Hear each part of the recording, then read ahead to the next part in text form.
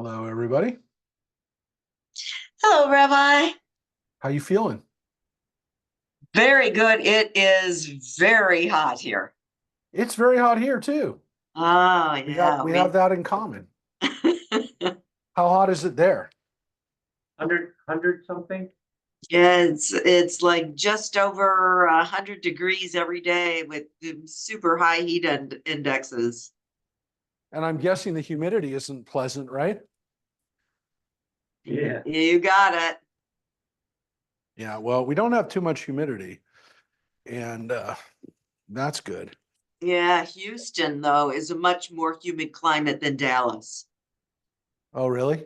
Yes, so we're lucky in that way. Houston is more like New Orleans humid. Oh, yeah, yeah. Yeah, well, I guess it's a little closer to the water and a little bit closer to whatever the south, the tropics. Right. Um, yeah, no, we're pretty good here, other than it's hot. Mike's wearing shorts, but still letting people in. And I know Joyce will not be with us tonight, but she's getting better. Yeah. Margot, oh, another good question. Margot is doing better, but she's still homebound. She had a fall, Margot. Do you have a help? Yes, a little bit, but not enough, probably. Yeah. So, yeah, and Joyce, I talked to yesterday, and Joyce is doing better, but she's still not 100%. She's hoping that next week she'll be able to be back teaching and running her group and doing her regular, very busy schedule. So we're bringing everybody in. We will be, I will tell you ahead of time, as we're kind of stalling for a second, that we're going to be in person and online next week. We will not be missing any classes coming up, because while I might be traveling next Wednesday, yeah, next Wednesday, the following Wednesday, after that, God willing, yeah, pretty much the month of July we'll be in person now. And I'm trying to think, is there any Wednesday nights that will not be? Your birthday on Wednesday, isn't it? I think my birthday is a Thursday. Wait, Yeah, I think yes, it's Friday. it's a Friday. So yes, it will not be missing for my birthday, unless something happens I don't know about.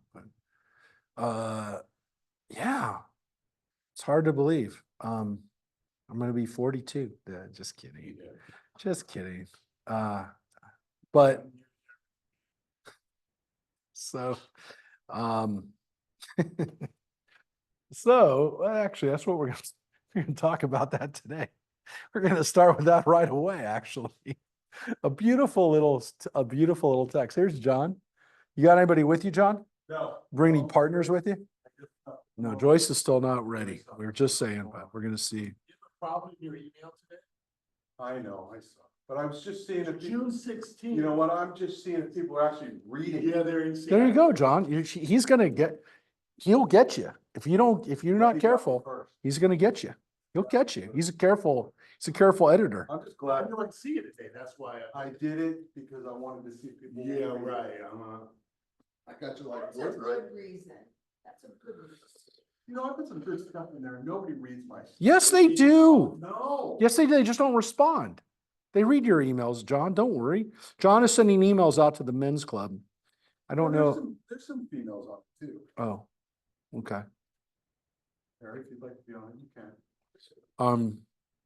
Don't discriminate. Should.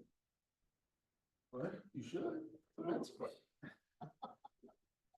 Well, then you wouldn't be in it.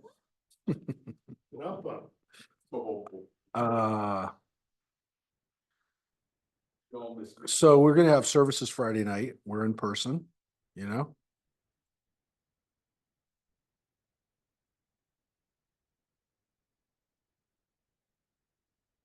That was a game last night, huh, Rabbi? What a game, man. That was crazy. Glad you lifted that curse though. I lifted the curse just for you. He's got other curses he needs to work on. It's a little more important than Dodger ball. So, You haven't heard back from them yet, though? no. You know what? I haven't, They're just putting you on. I don't know. I don't think the guy would have called me though and told me. Hmm. Unless he really thought that, nah, I don't think he's They that. didn't want you to go there. For the press I know. I'm just gonna say, any update? Yeah, I haven't bothered him this week. The last time I bothered him was a week and a half ago. Congregation is itching for a press conference. They want to have a press conference to deal with the Dodgers. Well, anyways, we're going to talk today about, we're going to read, interestingly, some sayings, some wise words of wisdom, which, we thought we got them in Pirkei Avot, which we did. But what's interesting about those ones were pretty global. I think some of these seem to be a little bit specific. So we get into this. We saw last week that there was just what we finished with was that one of the rabbis gave this advice about how to read Torah. Or actually, first they talked about fasting, and then one of the rabbis talked about told his sons that you should read the Bible twice in Hebrew and then once in translation. What we said, the Targum. You know what? I don't think we read this one though. This one we just got kind of thrown out here. Yeah, yeah. We're on 8B 6. So this one was interesting because Yoshua ben Levi had said that, and then he also said to his sons, be careful with jugular veins in accordance with the opinion of Rabbi Yehuda, as we've learned in a Mishnah with regards to the laws of ritual slaughter. Rabbi Yehuda said, cutting the trachea and esophagus in ritual slaughter of a bird does not render the bird kosher until he slaughters the jugular veins as well. While this is not halakhically required, it is appropriate to do to prevent significant blood from remaining in the bird. Now, this is one of those things where you're like, well, why did I need that detail? The interesting thing about what they just told us is that the laws of kashrut, when it comes to what meat we have, that for cows, I hope you know, that for cows, you have to slit the jugular vein in order to kill the animal in a kosher way. It has to be cut. If it's not cut, you essentially butchered an animal for no reason and you can't eat it. It's not kosher. It has to be killed immediately. And the only way to be killed immediately in a painless way is to slit the jugular vein. It also prevents a lot of the blood from going back into the animal, which is what they're trying to do. And the rabbis just told us, guess what? Same is true even with a bird, like a chicken. Now, it doesn't actually say that, well, first of all, the laws of kashrut in the Bible don't include the way to slaughter the animals. Other than don't boil a kid in its mother's milk, the Torah doesn't actually say cut the jugular vein. But it's a very old tradition. It's in the Talmud, it's in the Mishnah, other places. It's very old. And so the rabbis are now making a clarification that there's also a tradition that you have to do the same thing with a chicken. Now, you don't really have to, they're saying, but you should. Because they're saying you treat the chicken kind of like meat.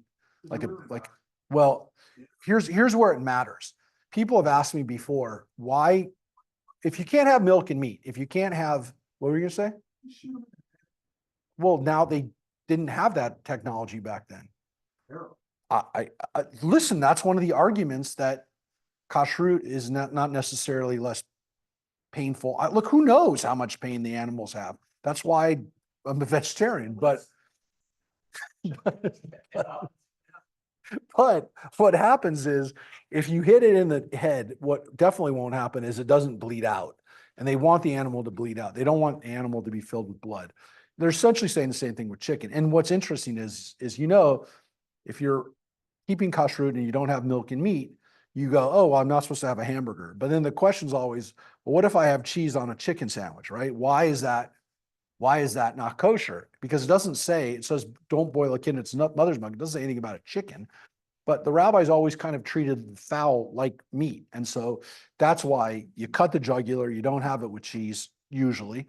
I mean, if you're keeping kosher, you don't. But because fish is pareve, it can go with milk or meat.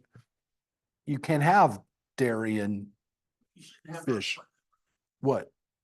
What? Because the bun's made with, What? For what? For if you have a burger. if you're having a burger, people will have a bun that doesn't have dairy in it. So the fillet of fish is okay. Yes, the fillet of fish is okay, and there's less stringencies on fish, and fish is not considered meat. So, wait, the bigger issue is, hello, lox and cream cheese wouldn't be kosher if fish and dairy weren't kosher together. So, yeah, fish are not treated like that. And again, a lot of people that keep kashrut, you know, they'll be a little bit more likely to have fish at a non-kosher restaurant, but not chicken or beef, because again, with the chicken or beef, you've got to cut the jugular. With a fish, there's no jugular vein to cut. Well, I guess a fish does have a jugular vein, but everybody knows that's not the way you kill a fish. You kill a fish by taking it out of the water. So once the fish has been hooked or netted or speared or any other way or grabbed with your hands, any way that you kill the fish is kosher. There is no non-kosher way. Though I would say if you kill a fish in a painful way or a brutal way, it doesn't seem like that would be kosher. But generally speaking, there is no stringencies on killing it, but there is with chickens. I don't want to get too off of that, but that's just what the guy said. Now, The guy, all right. Rabbi Yehuda said. So he's a very well-known rabbi, Rabbi Yehuda, and he gave a lot of laws. That's one of them. There's another, though we go back to, so Rabbi Yehoshua said that, and he said that was what Rabbi Yehuda said. But now we go back to one that Rabbi Yehoshua said, which has nothing to do with animals, has nothing to do with that, but we are going to go back to animals in a second. But Rabbi Yehoshua ben Levi, this is a really beautiful thing. And before you got here, John, we were talking about aging. Here's the aging part. Be careful to continue to respect an elder who is forgotten, and it's literally forgotten. They say Torah knowledge, but it could be any kind of knowledge. It doesn't say Torah knowledge, but forgotten things due to circumstances beyond his control, which is interesting because isn't aging kind of beyond your control? So yes, that's definitely part of it. I wonder if they're thinking like if the guy drank a lot. It doesn't say that, but it does say beyond his control, interestingly. It does. Those words are in bold. That's what it says. I mean, I could give you the word that it says, but again, Nechamad onso, which is beyond his control. Even though he is no longer a Torah scholar, he must still be respected for the Torah that he once possessed. As we say, both the tablets of the covenant and the broken tablets were both placed in the Ark of the Covenant in the temple. Even though the first tablets were broken, their sanctity obligates one not to treat them with contempt. An elder who forgot the Torah knowledge he once possessed is likened to those broken tablets. Now that's a beautiful teaching. It is, but how do you go from cutting the trachea to John, the Talmud is going to shift gears, change lanes, go to another place, and you'll be like, "Did I miss something?" Yeah, you just got to buckle up because they're going to go into very deep tangents. But let's just sit with that for a beautiful moment, because this is an example of the Talmud giving us a piece of advice. It was not in Pirkei Avot, right? It was not in the Pirkei Avot, but this is a beautiful teaching of somebody who said, we have to respect people who've forgotten things because they knew them once, and they're like the broken tablets that we kept, that even though they were broken, we didn't disrespect them. And it's pretty powerful. It's a pretty powerful teaching. It's one that we could definitely remember when we deal with people who are dealing with we all get dementia. Alzheimer's or dementia, which is obviously much more common nowadays. But much more common. It's much more common today. It's much more, we're gonna, if you hear the banter between Mike and John right now, but there is a understanding in Judaism that when somebody had something in their possession and they've lost it, that you remember them for what they had, and especially when it comes to knowledge. But it's like watching a great, it's like watching a great athlete. You look at the person and you're like broken that, they look all like, you see like Willie Mays or something like that. He's 93 years old, but God willing, you get a long life. But it was hard to see a guy who was one of the best at his sport of all times, to maybe the best, to, people can age now beyond the point of, their ability even to move. So that's the downside of our many, many cures and medical knowledge, is that we create a situation where oftentimes people's bodies or minds don't quite make it. We've seen a lot of that. The next paragraph goes back to food, goes back to meat. This was an interesting one because they're throwing out words of advice. And then the next one says, this is in there, right, Jesse? These sections are in the Ein Yaakov? Okay. Rava said to his sons, 3 bits of advice. When you cut meat, do not cut it in your hand. Okay, that seems to make sense. Or bagels, or lots of things. Don't use your hand to hold things while you cut it. The Gemara offers 2 explanations for this. Some say it's due to the danger that one might accidentally cut his hand. Well, that makes sense. And some say it's due to the fact that it could ruin the meal. Because even if the person only cut themselves slightly, the small amount of blood could still spoil the meat and render it repulsive to eat. You don't want to get your blood in your food while you're cooking it. It's a definite no-no. Something that is pretty gross.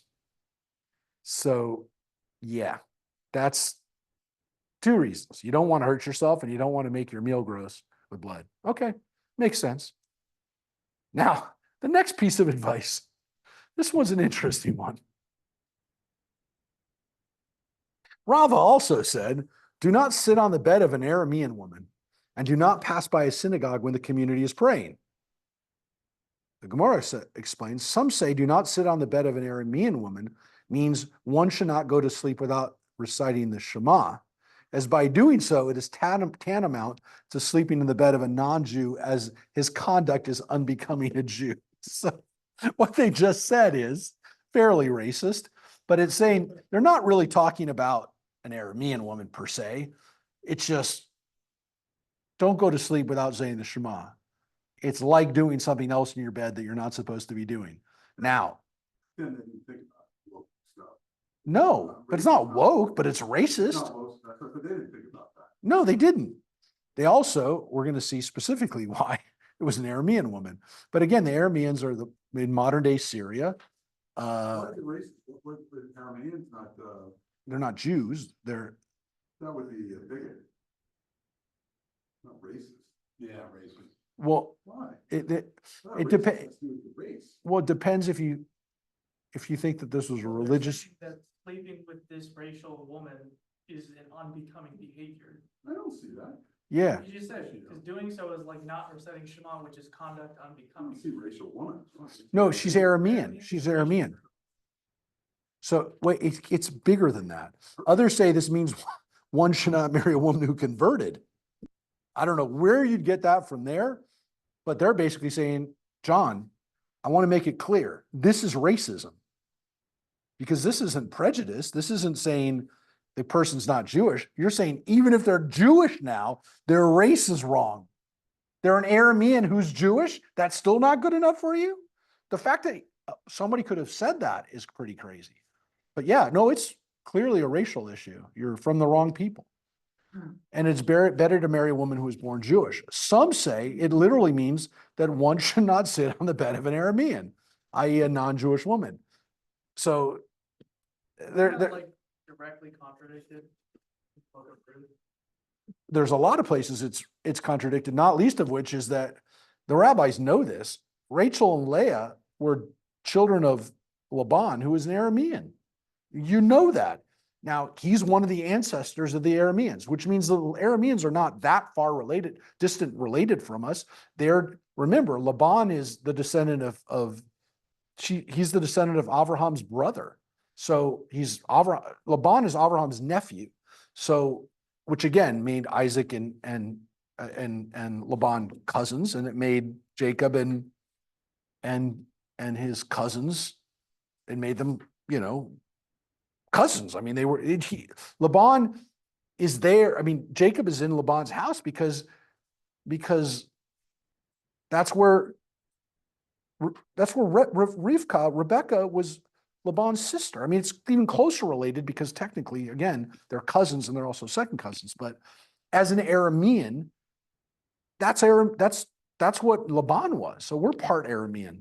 Anyways, what is this all? So is it don't marry somebody who's not a Jew? Does it mean, is it a euphemism for something else? Or is it literally don't sit on the bed?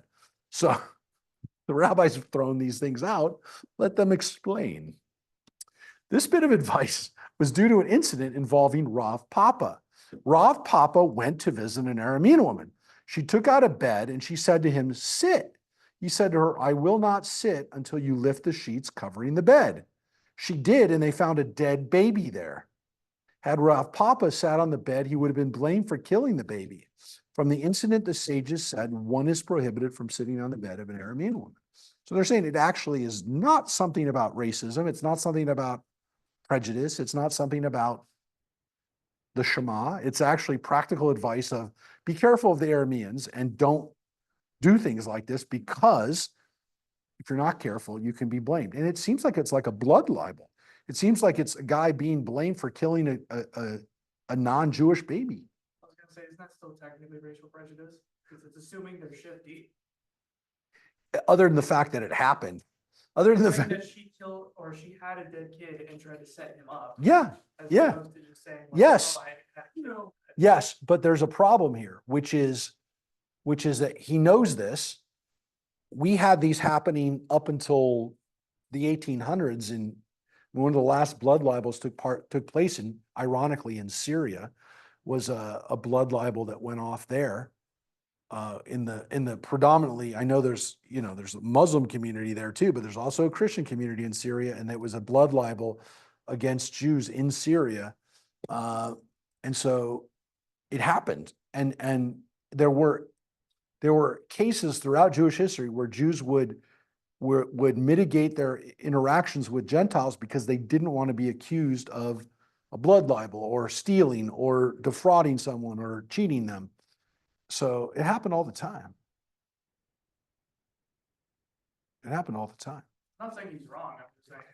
I understand. So the issue is, did they, It's just a generalization that's probably based on more correct occurrences, not.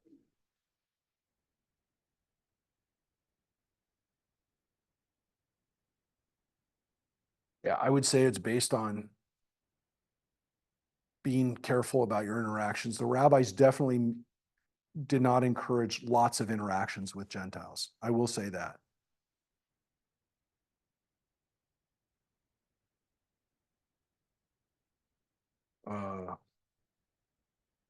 Is that much different now?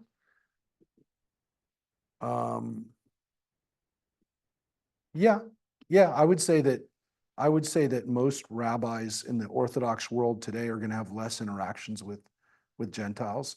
I think they're practically less. They're less worried about it, but they're not. It's not usually in their wheelhouse to have interactions with them a lot. I would say that generally speaking, there isn't a lot of interactions with, I would say more like Hasidic Jews, like, more like Chabad or other Hasidic movements. Modern Orthodox, it's not going to be as uncommon, but if you're living in a Jewish world and it's amazingly, even if you're living in a community like LA, how little interactions you'll have with people who are not Jewish if you live in the Orthodox, specifically Chabad. Very little Jews there. Yeah, but even within even there, he probably sent his kids to Phoenix for school. Maybe, but I mean, we saw him around town. Yeah. I ran into him at a Petco. Yeah. Yeah. So then they get into this issue, which is, Rava also gave another piece of advice. Do not pass behind a synagogue while the congregation is praying. This goes back to what we were reading before. Right. The statement supports the opinion of Rabbi Yoshua ben Levi. As Rabbi Yoshua ben Levi said, one is prohibited from passing by a synagogue while the congregation is praying because they will suspect that he does not want to pray, and this is a show of contempt for the synagogue. So just don't walk past the synagogue while they're praying, and then people won't assume that you're not wanting to pray with them. So If they're praying, they shouldn't be paying attention to who's walking behind them. the interesting thing, well, yes, but true, but if they walk out and you're walking by at that time, they're going to say, oh, you didn't want to come to services with us. And as we talked about before, it wasn't that these people weren't necessarily praying. It was that they were praying at their Beit Midrash. They were praying in their study house, and they weren't joining with the rest of the community to pray. And they were, separating themselves from the synagogue community rather than, again, we're talking about Babylonia here. We're talking about Jews that are living in Babylonia or in Israel during the time when the temple's already destroyed. There's study houses, which are, very important for the culture and for the community. But the rabbis are the ones who are studying in the study houses. Are they going with the rest of the community to pray? And we're getting little clues here that they're not always doing that. That some of these people, as we said last week, we read one where there's 13 synagogues in Tiberias, and the rabbi we just read last week didn't go to the synagogues. He only studied in his Beit Midrash. So, here's a go through this one kind of fast, but Abai introduced several caveats to Rabbi Yoshua's Ben Levi's statement. He said, we only said this prohibition if there's no other entrance to the synagogue. But if there is another entrance, since it is possible that he will simply use the second entrance, they will not suspect him. The prohibition does not apply. And if we only said that this is the prohibition if there's no other synagogue in the city, but if there is another synagogue, the prohibition also doesn't apply. So you could always say, I went to a different synagogue. I didn't go to your synagogue. I went to another synagogue. And we only set this prohibition when he is not carrying a burden and not running and not wearing tefillin. But if one of those factors applies, the prohibition does not apply. If he is carrying a burden or running, clearly he's occupied with work. If he's wearing tefillin, it's evident that he's God-fearing individual and they will not suspect him. So if he's already being religious, it's okay. So again, I want to get too sucked into that. That is a typical Talmudic, if this thing. Here's a good one, though. Here's a good one about prejudice, racism, acceptance, tolerance. Here's a little thing we heard a little bit about the Arameans. Now we're going to hear about the Persians, who they lived amongst, especially, again, in Babylonia. In Babylonia, they did not live amongst Babylonians. The Babylonians, by this point, were long gone, but the rabbis still called themselves living in Bavel, because that was where Bavel was, where Babylonia was. But they were living under Persian dynasty. They were living with Persians and under Persian rule. And so we're not always sure when they're talking about, well, I should say here, and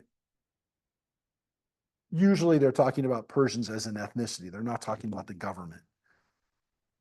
So usually if they're talking about the government, they'll say the government. They won't use the Persians to mean the government. They're talking about Persians as a people, as a culture. Clearly, that's the case here. I'm trying to think if there's ever any cases where they don't. And they don't say a lot about the Persians, but remember, for the Jewish community at the time, and I'm talking about 99% of the Jews, they lived under two dynasties, under two authorities. They lived either under the Persian dynasty in the east, or they lived under the Byzantine dynasty in the west. Every Jew lived under either of those two. The Byzantine dynasty, as we know, from 350 on, from the 4th century, is Christian. Not Catholic, not whatever. It was not called the Catholic Church yet. It was the Eastern Orthodox / Catholic / everything. The church was based in Constantinople, Yes, there was a church in Rome, there was a pope, but the real authority was in Constantinople and Byzantium. In the east, the Jews lived under the Persians, and they had a better life under them, but those people were Zoroastrian. They were not Arab yet. I mean, they were not under the Arab influence and Muslim influence. They were still Persian Zoroastrians. So that's who they were. And that will maybe make sense of why the next paragraph says what it is. So we heard about not cutting meat in your hand.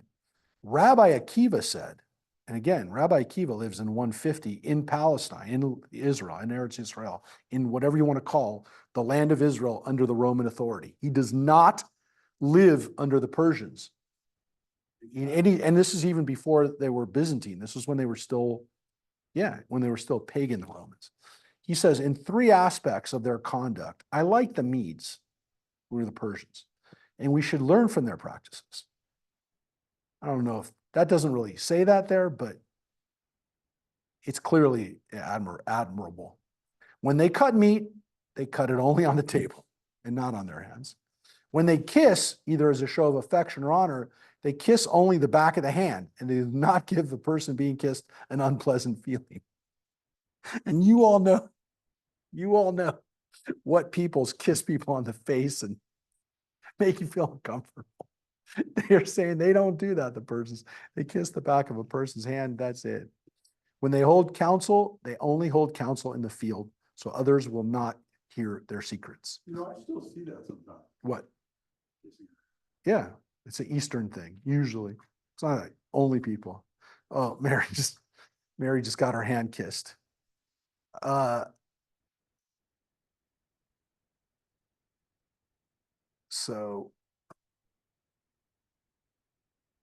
So they do those things. They do those things. I think they're pretty clear, pretty clear. So these are behaviors that the Jews, at least, or at least Rabbi Akiva, feels comfortable with. There's more. Rav Ada bar Ahava said, from what verse is this derived? From the verse, and Jacob sent and called Rachel and Leah to the field to his flock. It was only there in the field that he held counsel with them. That's the story of how Jacob tells Rachel and Leah, by the way, it's time to leave Laban's house. I don't think that it's necessarily connected to the fact that Laban's an Aramean, but maybe it is in a way, because Rachel and Leah, he tells them, we're getting out of your dad's house. We're going to take off. But he does it out in the field. So we know that Jacob did the same thing. Jacob made sure that there was no one around when you gave this information. So very similar today when people go to a special place where they know there's no listening devices. It gets harder and harder to do that now, but that's what they did. They didn't want any prying eyes or ears. Okay, so we know that we did that too. But we're going to get into some more Persian stuff. It was taught in a Braita. Rabban Gamliel said, and he lives around the time of Rabbi Akiva, and it's that Rabban Gamliel. In 3 aspects of their conduct, I like the Persians. They're modest people. And here's where they're modest. That's included in there to tell you, he's going to give you why they're modest. They're modest in their eating, they're modest in the lavatory, and they're modest in another matter. And Devar Acher is a euphemism for sexual relations. They are considered modest. Now remember, Rabban Gamliel lives in the land of Israel. Rabbi Akiva lives in the land of Israel. They are living under Roman authority. They're living under Greco-Roman authority, and it's not Christian yet, by the way. I want to make it clear. It's not Christian yet. It's 150. The Christians are coming up, but they're still very small. It's not yet. Rome is still 200 years away from being Christian. They're Christians. Yeah, Christians are not a big. Christians at the time of Rabbi Akiva and Rabban Gamliel are being fed to the lions. They are not in good shape at this point. So he's not comparing them to the Romans of later years of the Christian era. He's comparing them to the Romans of the Caligula era. And he's saying the Romans are not as modest when it comes to these things. So he's saying, at least in his mind, the Persians are better. And here, by the way, he uses the word Persians. Here they did use the word Median, and they're used. This is Madiim, which are the Medes, but usually they're synonyms. Persians or Medes. They're both in that land. Okay. And it says, while they've been praised regarding certain aspects, specific aspects of their conduct, the Gemara proceeds to offer another perspective on the Persians based on the verse describing the destruction of Babylonia at the hands of the Persians and the Median armies. So both the Persians and the Medians beat up on Babylonia. I've commanded my consecrated ones. And that line comes from Isaiah. I've also called my mighty ones for my anger, even my proudly exulting ones. Rav Yosef taught in a Braita, these are the Persians who are consecrated and designated for Gehenna, for hell, for they've been sent by God to carry out his mission of anger, and they will be sent to Gehenna. Now, what they're talking about here is that when the Babylonians under Nebuchadnezzar destroyed Jerusalem in 586, the Persians and the Medians were working for him at the time. Later on, they destroyed his empire. For his grandson, the Persians and Medians did away with Babylonia. They said, we don't need them anymore. We're the new empire. But at the time, they were working for them. And so Isaiah, and this is the early Isaiah, this is from chapter 13, that he's saying that the curse against these people is that they did a bad thing and they're going to hell. So that's not good about the Persians. That's not good. So we've praised them, and now it's gone back to not being good, right? That they're not good people. They're going to hell. Now we're going back to the discussion about the Shema. And this is not really the Ein Yaakov part here. This is the halachic part about when you say the Shema. Is any of this in the Ein Yaakov? So this is a very in-depth discussion of, but that last part was in Ein Yaakov, wasn't it? The Persians and the Medians? Yeah, they talk about that, and then it mentions a halakhic discussion about eating on Passover. Yeah. Just those. Yeah. So we're going to go a little bit further into that discussion because they have a discussion about eating on Passover, but that's not the part that we really get into the point, which is what do we learn from this discussion about eating at Passover? There's a discussion about the Shema being said at morning or night, which then they get into when we left Egypt. We ate the meal at night and then we left during the day. So this goes on, and now we're going to get to. We're going to skip all that? Yeah, well, it's not in the Ein Yaakov. Well, it's not. It's going to make you. It's going to make you fall asleep. Stop it. We're reading the Ein Yaakov for that reason. Otherwise, we won't get to much of the Talmud. So let's get to the point now here of this discussion. Still here. We're going to read this section right here. So when the Israelites left Egypt, God said,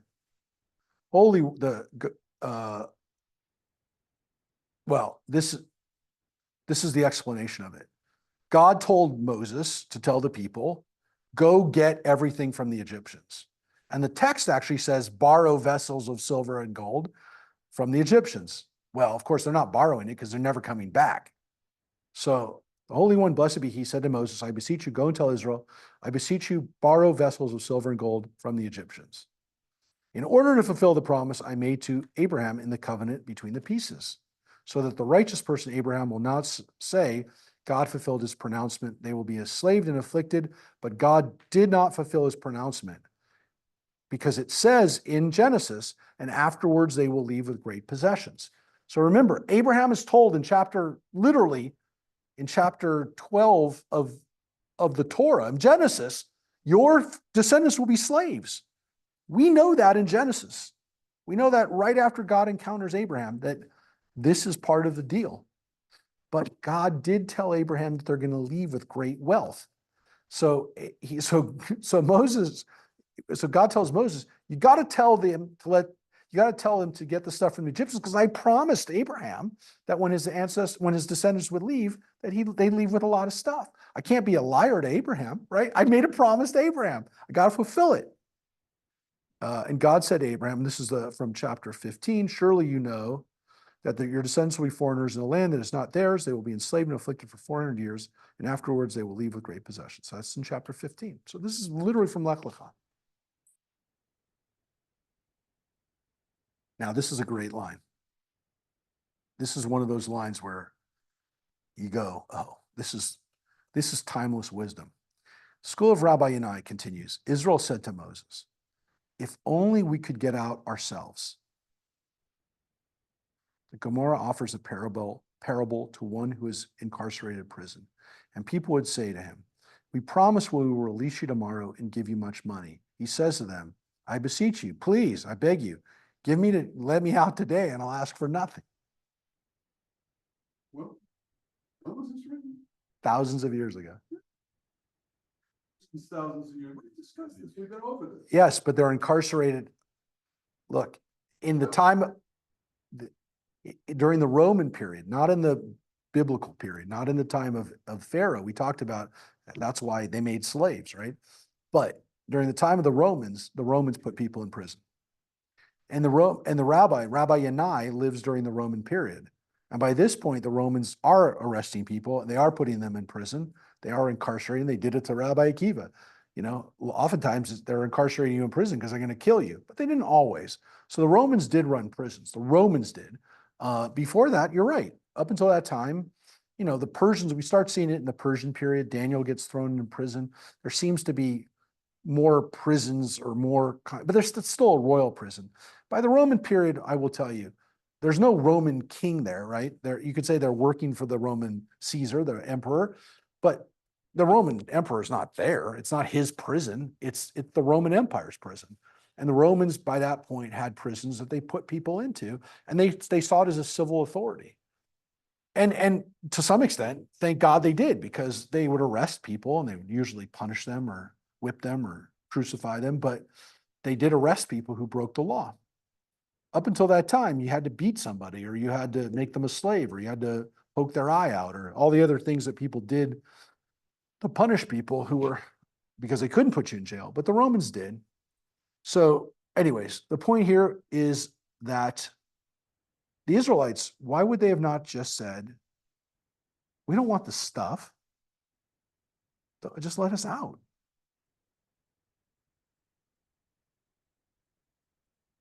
So when Moses came to the people and said, I'm going to let you out, we're going to get out of here, but we got to go out with the stuff. You're going to have to wait here a little longer. We've got to get the right moment when we get all the stuff. That's what they're going to make the golden calf. Well, they were supposed to make the ark, but whatever.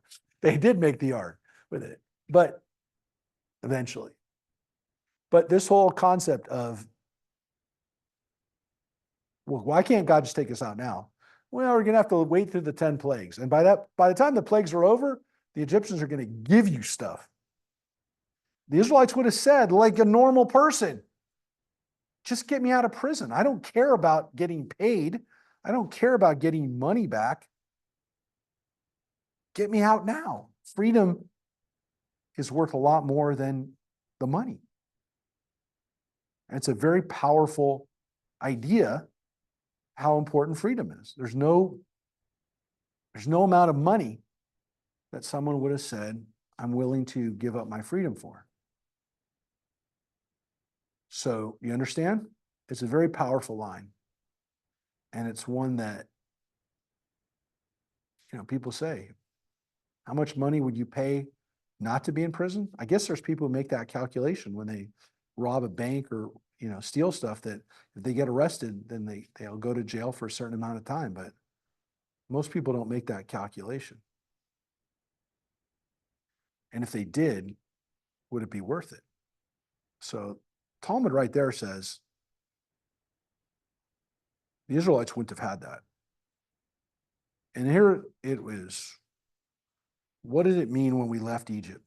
And so this is a somewhat a midrashic discussion about this whole thing about when we left and they gave us the money. Because it is a weird story. It's one that, by the way, that people forget. And usually in the movies, they don't show it. They show that we have the stuff. They don't really explain how it happened. And they don't put it in the movie. I mean, I guarantee you the Prince of Egypt never said, oh, and go out and get all the stuff from the people. Because to some extent, it makes Jews look greedy. And I think, maybe they didn't want to put that in there, but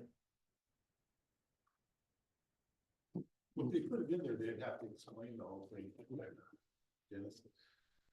yeah, I mean, you can make the argument they'd have to give the backstory that Abraham had it. Because at the end of the day, there is a really powerful, this is a powerful story because this is not an ancient story. This is a real story, folks. Because if you think that this is a theoretical issue, it's not. The claims conference still giving out millions of dollars to Jews who lost family members and who lost assets and who were incarcerated in concentration camps with the understanding that they were slave labor, and they pay them. And there were people who didn't take the money. Reparations from where? Germany. From the government? Yeah. Oh, yeah. So the taxpayers? The Germans have been paying billions of dollars in For the reparations. to this. taxpayers. Yeah. The German government They has still been are. paying money, continues to pay money. Claims conference, I forget how much they gave out last year, but Holocaust survivors are able to apply for this. I talked to Margot about it with her own family. They had discussions about it within her family that left Germany. They left everything. I mean, they lost everything. People had differences of opinion on it. They felt it was blood money, and some people felt, well, at least I'll get something from them. But this issue is one that 100% played out in the last couple of generations. So, what is it going to mean when those don't come through anymore, right? What's it going to be when people don't get that anymore? So,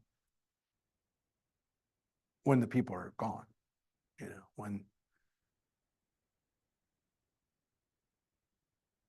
So with regards to the spoils taken from Egypt, it says, and the Lord gave the nation grace in the eyes of Egypt. This is what it says in the Torah, in Exodus, when they left. And they gave them what they requested, and they emptied Egypt.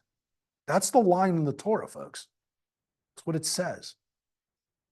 Rav Ami said, this teaches that the Egyptians gave what they requested against their will. Why? Well, there is a dispute with regard to the question, against whose will? Some say it was given against the will of the Egyptians, and some say it was given against the will of Israel. You see, this is a discussion that went back thousands of years. Do you take reparations? Did Israel want that money when they left?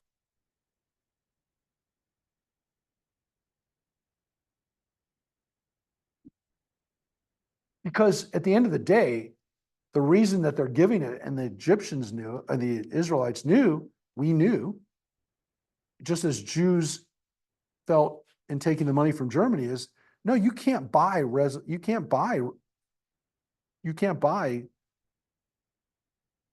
any kind of sense of, we're not going to give you we're not going to give you the opportunity to feel like you've repented. So if giving us money is part of your repentance, no, it's not going to come through. It's not going to come through giving us money. And they didn't want to give it. They didn't want to take it. They didn't take it. I don't know what I would have done. It didn't happen to me. It didn't happen to my family where somebody said, hey, we're giving you a check, or we're giving your family member a check.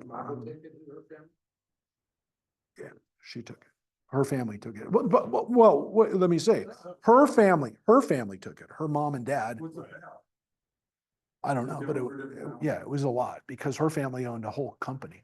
big company. They owned a department store. And they were literally one of the wealthiest families in that part of Germany. Oh, really? Oh yeah, I've seen their stuff. I've seen what they had. I've seen pictures of it and I've seen photos from the 1930s of what they lost, and I saw what their homes look like. So I saw what their cemetery looks like. And I'm talking about the people who died before the Holocaust. People who died in the Holocaust, they didn't get buried. They didn't get buried. So, anyways, but yeah, she had cousins who didn't take the money. She had cousins who wouldn't take the money. So, which means they were part of the same family. They were part of the same, they had the same opportunity. I don't know. Listen, I mean, part of the restitution the German government has done over the last 75, 80 years now has been specifically to support Israel. So Germany has a certain percentage of their budget that goes directly to Israel, goes directly in the support of Israel's army. Germany is one of the most supportive countries in the entire EU of Israel. They're very, very hesitant to put in, as the German government, to put any kind of spin on what's happened since October 7th. Like, you saw Spain, Norway,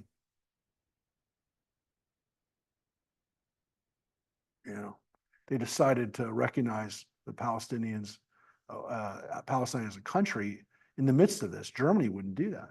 Germany would never do that.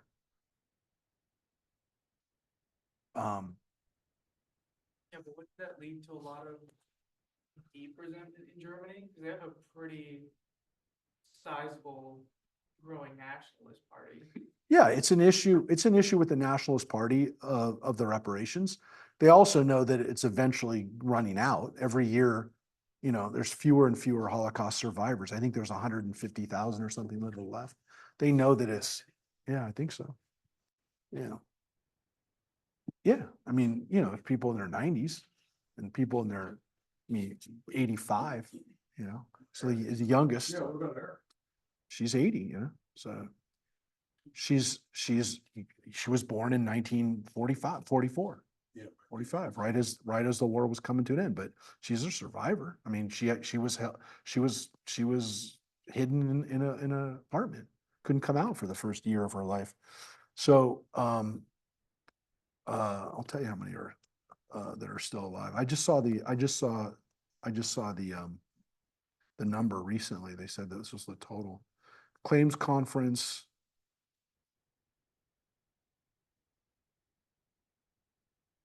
Here, so this is the organization that gets it.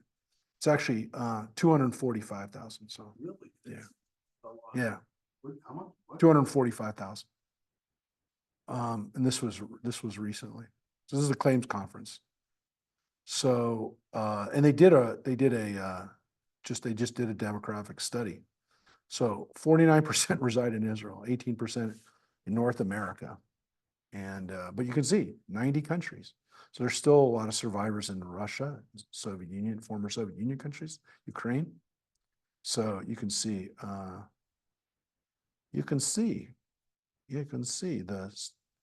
many are still alive. So, but they know that that's, time is running out. So eventually Germany will not have that. Listen, one of the weirdest things about Germany that people don't realize, but Germans will tell you, and I just talked to one recently who's not Jewish, but I talked to the consul general here about it 7 or 8 years ago, and he was pretty open about it. I mean, I talked to him about it. Germany, because of the Holocaust, put into practice a very lenient situation when it comes to taking in refugees who've been persecuted.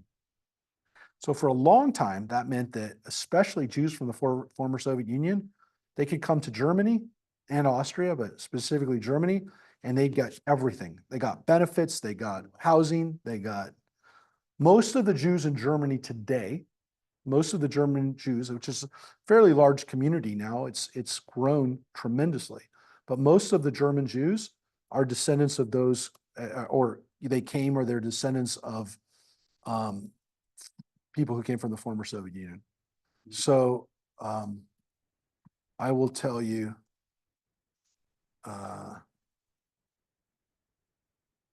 that is the I'll show you.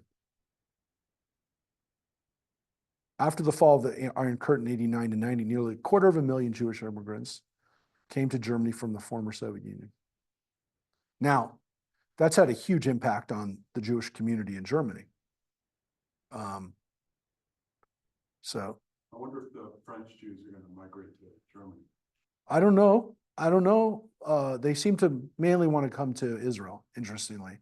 They don't seem to be, they're primarily, the Jews of France today are mostly descendants of Jews from North Africa, from Morocco, Algeria, Tunisia, and they seem less interested in being in a German country, a German-speaking country. They'd rather be in Canada or in Israel where they speak Hebrew. They seem to not be so interested, even in America. Not a lot of good places in Europe to be. No, but Germany is a place where a lot of them went, right? So here it says 128,000 came to Germany from the former Soviet Union. So it, as it says, turning Germany into the only country in Europe with an expanding Jewish population. So every other Jewish community, like there's 290,000 Jews in Britain, it's shrinking. When I lived there, there was about 400,000. It's a shrinking Jewish community. The French Jewish community, as we're saying, is a shrinking community.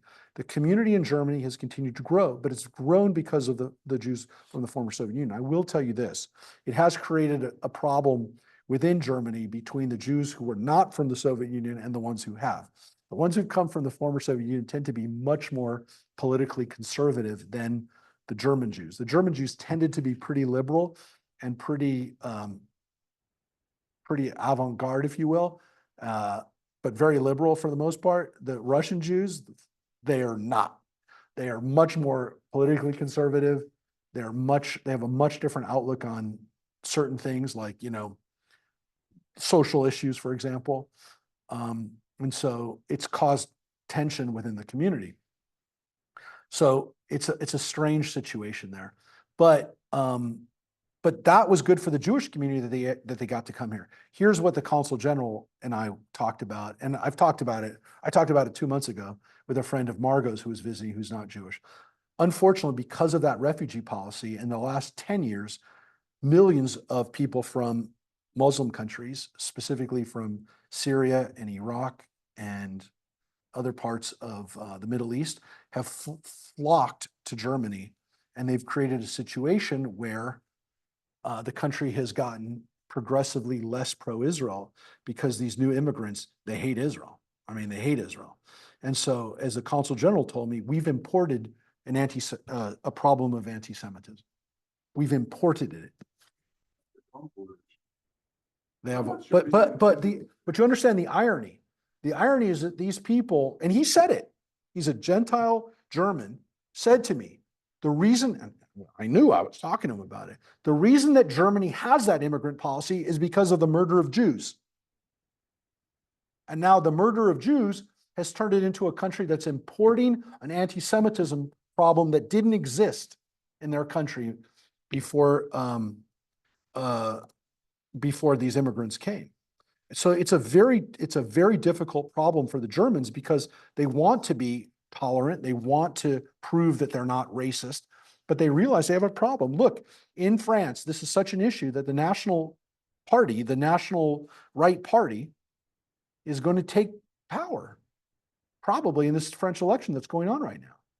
And it's because they're against their country. They're anti-immigrant, but they're against their country losing its place as a secular country. They don't like what's happening. And there are Jews that are now voting for the National Front who are this is the article we were talking about, John, about the French Jewish community. They feel like they're in a bind. They can't vote for the liberals because they're the ones who are allowing the country to be overrun by anti-Semitic, anti-Israel folks.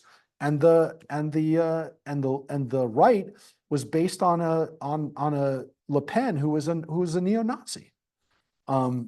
So, these countries are dealing with problems that they, I mean, look, I'm going to tell you this right now. This is an article that came out a few months ago in Germany, but he said, this is, I mean, wouldn't that just be better for those Jews to vote right and then move out? yeah, 'Cause but that would at least protect the country so they could go back. this is the vice chancellor of Germany. This is the vice chancellor.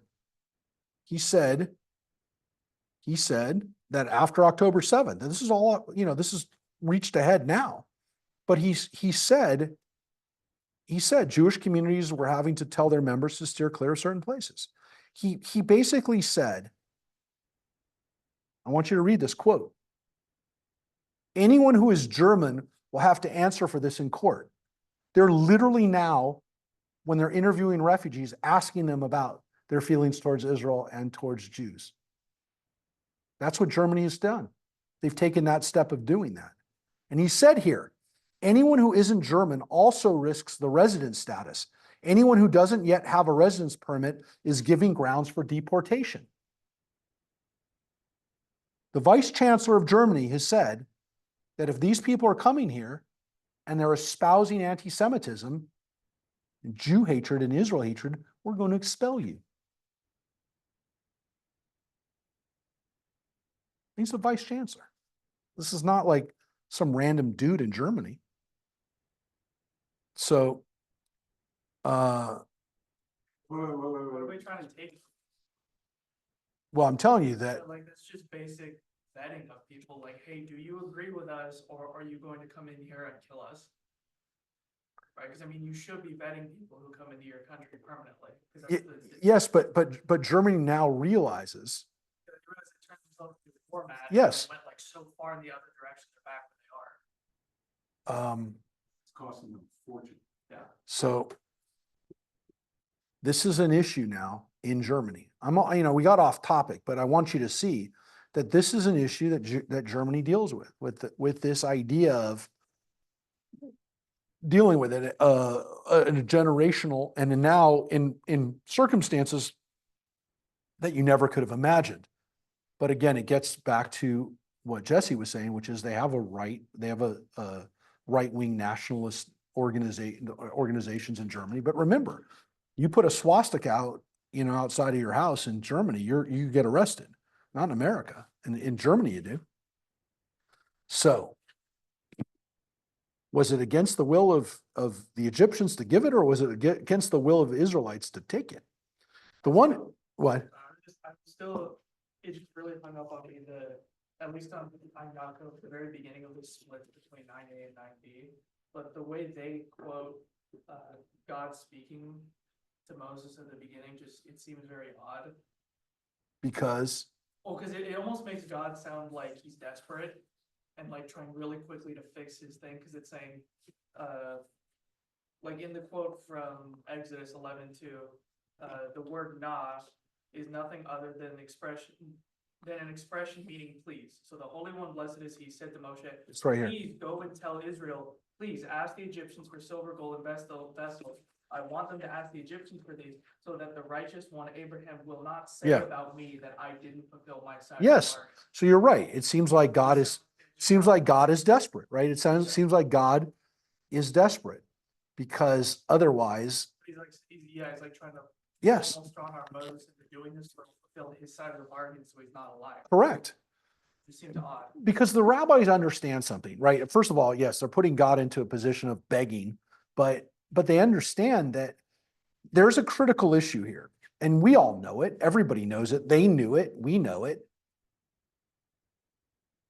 How does God repair the relationship with the Israelites while they've been enslaved for 400 years?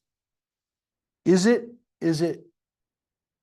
we've talked about this before, that the plagues were as much of a demonstration to the Israelites as they were to the Egyptians, because to some extent, God had to prove to the people that God was there for them now, right? Because God hadn't been there for the last 400 years. So the rabbis know this problem. The inherent problem is, again, why did we have to do this? Why did we have to be slaves for so long? And so the rabbis find many ways in the Talmud and in the Midrash to say, well, it could have been longer. It was punishment for the fact that, it was kind of pre-punishment for the bad stuff that we've done, that we're gonna do. So, but they have a hard time with it because there is this feeling like, did we really have to go through this experience in order, like, it didn't help us, right? Because we were in the wilderness for 40 years. The people of that generation that left, they were so screwed up that they couldn't even wrap their heads around freedom. So it's not like, well, that was the crucible of greatness.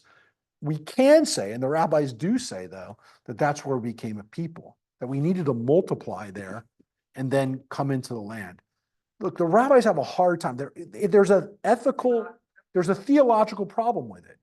But one of the things that the Bible kind of says, and then the rabbis build on this, is this justification for why it had to happen. So part of it is, again, did someone screw up? Was it because Joseph and his brothers fought with each other? Because the rabbis even say that because Joseph was going to get killed by his brothers, the people needed to go through some evolution. They do say that. But there's another issue which the rabbis do grab onto, which the Torah gives us, which is that God had to wait for the Canaanites to get so bad that they get kicked out. So there was two things, right? The people had to get big enough and ready enough and strong enough to hold the land, which they did there, which maybe they wouldn't have done. In God's logic, maybe it was like, well, they had to be there because that was their incubation period in Egypt. And then they could come in and do what they had to do there. And by that point, the Canaanites deserved it. We know they're bad. We saw Sodom and Gomorrah. Those are Canaanites. We know they're bad, but I got to give them enough time to really be bad. They have to prove how bad they are. That was because Goshen had consistent cycles of growth, whereas Israel wasn't, because they left because there was a famine. So they had consistent famine. Jesse, absolutely. I thought they got imprisoned because Joseph didn't follow the law, because Joseph went back to Canaan to bury Jacob. But then at the very end of Genesis, it says Joseph passed and was buried in Egypt. Yes. It wasn't supposed to be. Supposed to be buried. Yes, Jesse, that's another one. That's one that's that's one that's so crazy that I didn't even just say it, but you've said it, which is that Joseph should have wanted to go back to be buried. But the fact that, I mean, the rabbis know this. How can you possibly justify 400 years and hundreds of thousands of people that lived and died as a slave for many generations? That's a justification? Because one person screwed up? They know that. Yeah, we were talking about it earlier. There's also the massive amount of nihilism that came out of post-Holocaust Jews, right? Where they were saying there's no way God could have planned this, and if he did, he has to beg me for forgiveness. Right? Jesse, that's exactly the point. That's why this is so powerful, is because those same questions were asked after the Holocaust. Every Jew, to some extent, has to make peace with this, right? We all have to make peace with this. Everybody has to ask this question. Everyone has to ask this question, and you can say, I don't have an answer. You can come up with your answer. You can avoid it, but it's still there. Was the Holocaust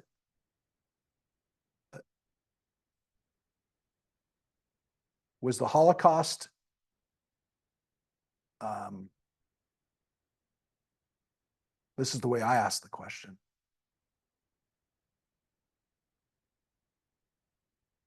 If there was no Holocaust and then consequently no Israel, would that be worth it? That's what every Jew has to ask themselves.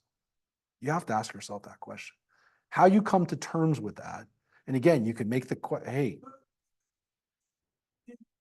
Balfour wasn't predicated. John, it doesn't matter. There's the Balfour Declaration in the 1920s. That's not the 1917. But then the white paper on you can make the argument, John, that none of it would have happened if it wasn't for the Holocaust. The world's restitution for the Holocaust was to allow Israel to have a piece of the world. The final straw, but it was already in motion. Yeah, but John, would it have been a country? Would the United Nations have said, would the majority of nations in the United Nations have voted for partition if the Holocaust hadn't happened? We don't know. You can't prove it. You can't prove it, but Yeah, but we don't know whether, I mean, according to what we know, the State Department didn't put pressure on any of the other countries, that it took people like the Banana Man and all the other guys who had connections. It could, no, but it took like people like, there's a guy who was the United Fruit guy that got Panama and a bunch of other Latin American countries to vote for it because they had good relationships there. I mean, you read the stories of how people leveraged votes for it, but that's not the point, John. There's a fair argument to be made that if it wasn't for the Holocaust, Israel wouldn't have existed. There's a point to be made. Would the British have ever given up the mandate if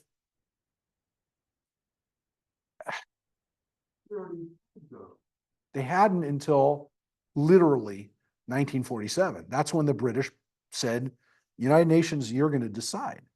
But if the British hadn't, I mean, look, we don't know for sure, but there is a very clear argument that can be made with, you line up the points and you line up the process, and that it happened 3 years later, and the same president who ended World War II also gave Israel its existence. I mean, we don't know, and so I'm not going to say but would Eisenhower have done that? I mean, we don't know. You know, Eisenhower had a lot of people in his State Department that were, and his Defense Department, that were not pro-Israel. Look, during Eisenhower's administration, there were no weapons that went to Israel during Eisenhower's administration. Eisenhower embargoed weapons to Israel. That's why Israel was flying Mirages in the '67 war. That's why Israel had to steal their boats out of Cherbourg in France, because they could only buy stuff from France and Germany. So you know, look, we don't know for sure, but there is a very substantial argument to be made. And again, you could say, well, that's an argument. Well, you don't know for sure. But there is an argument to be made. Was the Holocaust in exchange for Israel? Would that be an exchange you'd be willing to have? Look, there's a much bigger theoretical question, which is there a plan? Is there a plan for this? I will tell you that if you're an Orthodox Jew and you believe that everything is part of God's plan, you 100% believe that the Holocaust and Israel are directly connected. So again, you're going to say, well, I know Orthodox Jews who don't say that. But for Jews who believe that this is guided by God, this has to be. It has to be. So sacrifice to get Israel back. Correct. I mean, you could So- make some argument for that even today, right? What do you mean?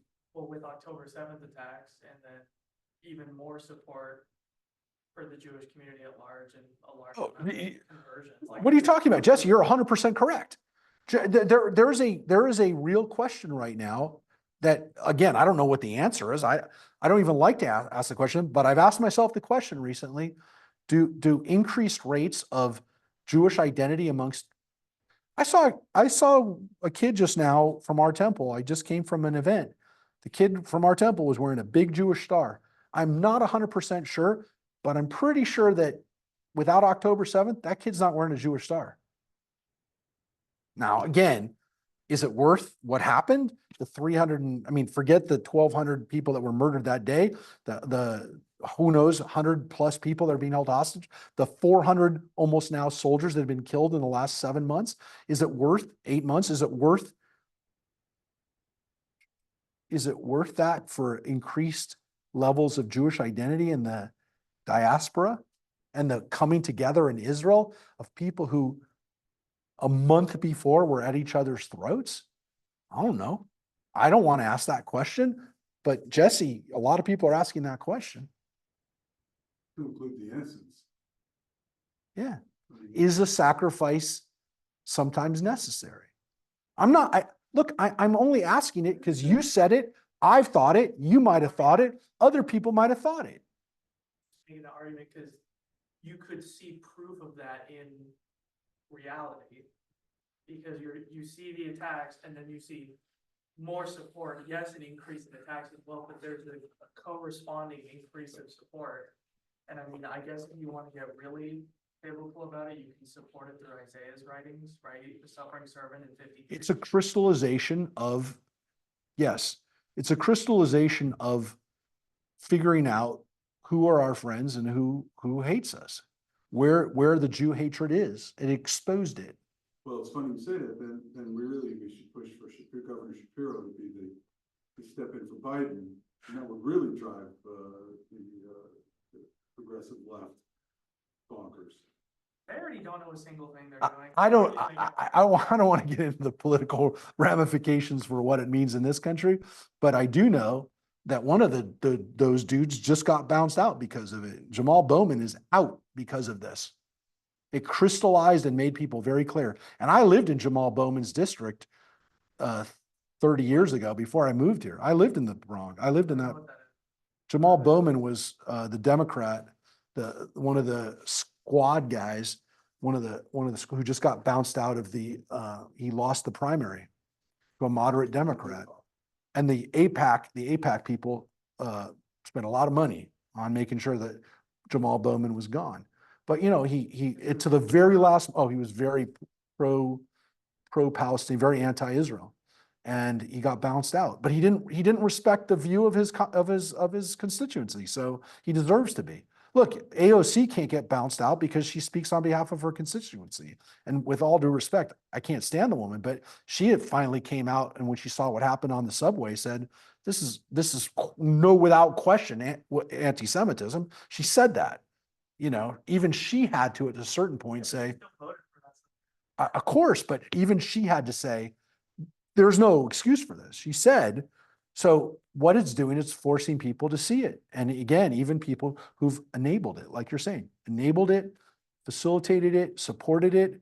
Now they're dealing with the repercussions of it. But some of them are unabashedly supportive of it. And so those people will be voted out of office or be marginalized. So that's a good thing. It's a good thing. Yeah, but is it worth the sacrifice? That's the question. Those people that died. So we're constantly asking ourselves these questions. I'm not constantly, like every moment, but throughout history, we've asked ourselves this question: is this the way history had to play out for us to be where we are today? And again, you could say on a micro level, on a personal level, do we have to suffer through bad times in our life in order to get to the next step? Are we rationalizing, by the way, the stuff that's happened to us by saying that? But the old, what doesn't kill you makes you stronger. Is that really necessary? Do I have to be that strong? Do I need to suffer that much? I don't know. But it is on a micro level, another lesson. So let's explain these differences of opinion. Again, why would there even be a difference of opinion on this? Well, the one who said it was given against the will of the Egyptians cites the verse describing Israel's exit from Egypt. It says in Psalms, by the way, which we're going to get to on Tuesday. In several weeks, we'll get to Psalm 68. By the way, depending on how much we read today, we're going to be reading some Psalms, folks. Either today or the next week, we're going to be reading some Psalms, a lot of Psalms, actually. And again, I'm not always sure if they're in Ein Yaakov, but we're going to read them no matter what, because it gives us a little bit of midrash on the Psalms. But here's what it says in Psalms. And she who tarries at home divides the spoils. That is, that which the woman in the verse requested from her counterpart was actually spoils taken against the will of the enemy. The one who said it, so let's explain that.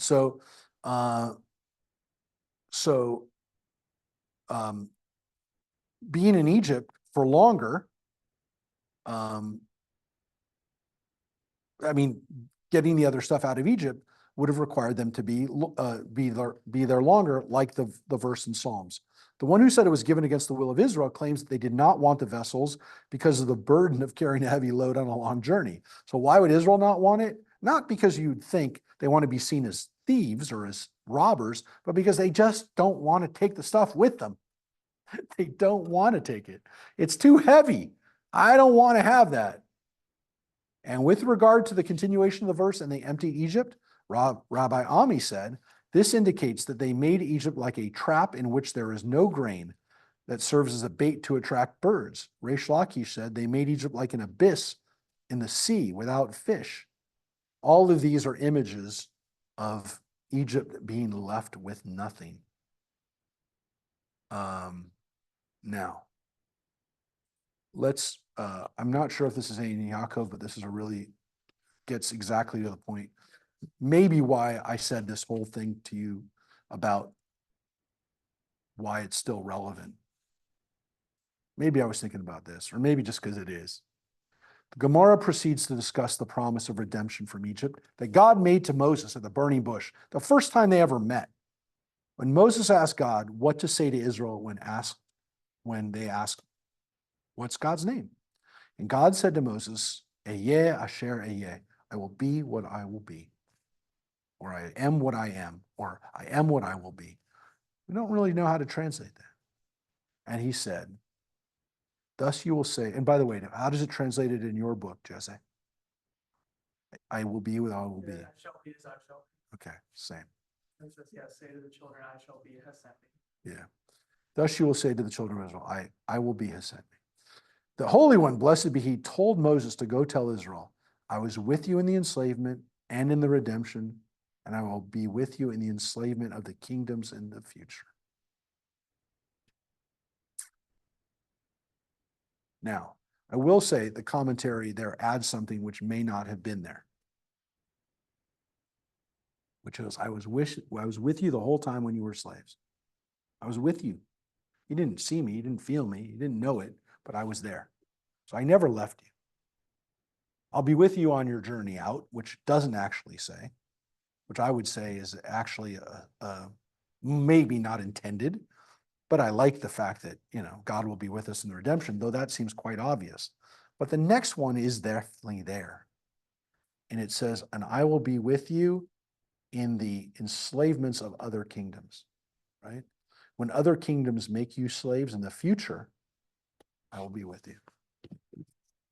It doesn't say in the future, but it says other kingdoms, which clearly means the people yet to enslave you, which would have meant the Romans.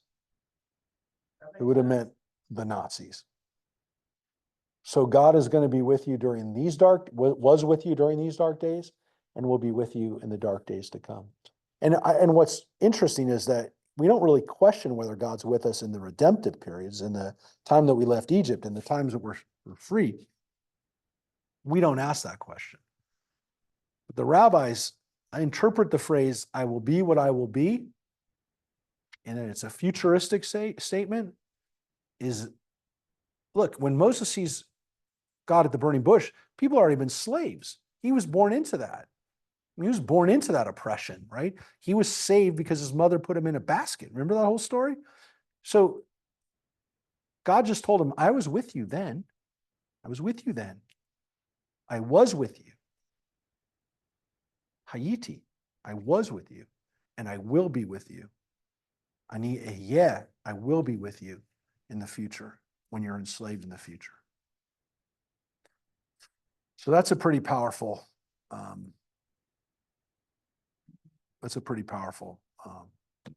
phrase.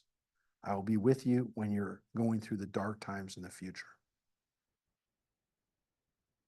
Now check this out.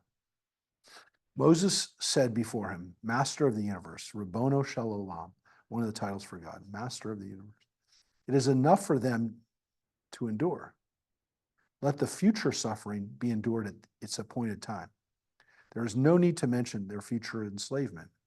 The Holy One, blessed be he, agreed with Moses and said to him, go and tell the children only that I will be has sent me to you. So what Moses just said, what the Midrash, what the commentary just says, is that Moses told God, don't tell the people about the future enslavements. Don't let them know that. They don't need that. They're slaves now. They don't need to hear that their children and grandchildren, great-grandchildren, all the way up to today are going to be slaves too. They don't need to hear that. And God agreed. That's why it's not there. That's why it's not there. Because God said, yeah, okay, I hear it. People can't hear that. They don't want to hear that. Wouldn't it technically be there then, because he wrote it down? Well, it didn't write it down. Well, yeah, it's in Exodus. It was written Well, down. it was, but not the future slavery. It doesn't say, it says, I'm with you, right? I'm going to take you out of Egypt now. It doesn't say, and I'm going to be with you in the future.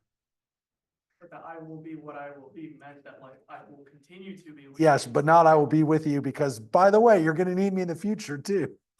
Because then you're going to be enslaved again and you'll need me again. Yes, but it's when Deuteronomy says it, it's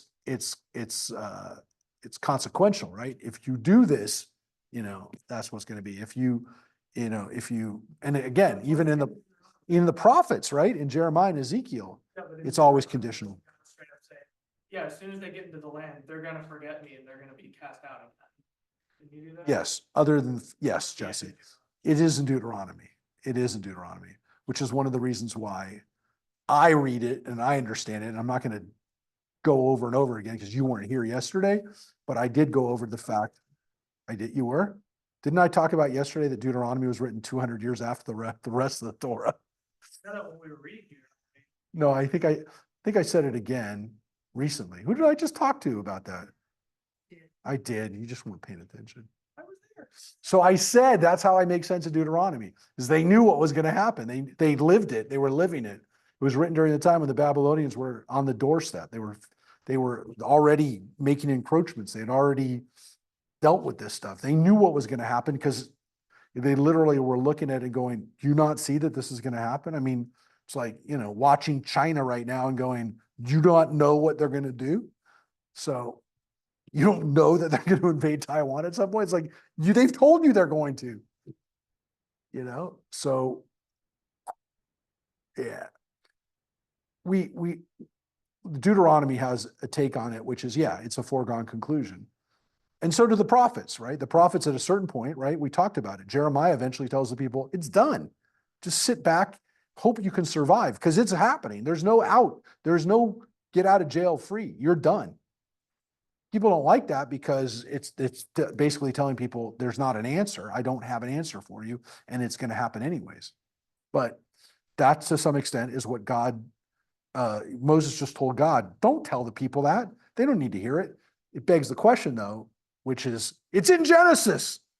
I told Abraham, which means, didn't Abraham tell Isaac and Jacob? Maybe he didn't tell them. Maybe he didn't tell them that, by the way, when God made a covenant with me, he told me that your children or grandchildren are going to be slaves.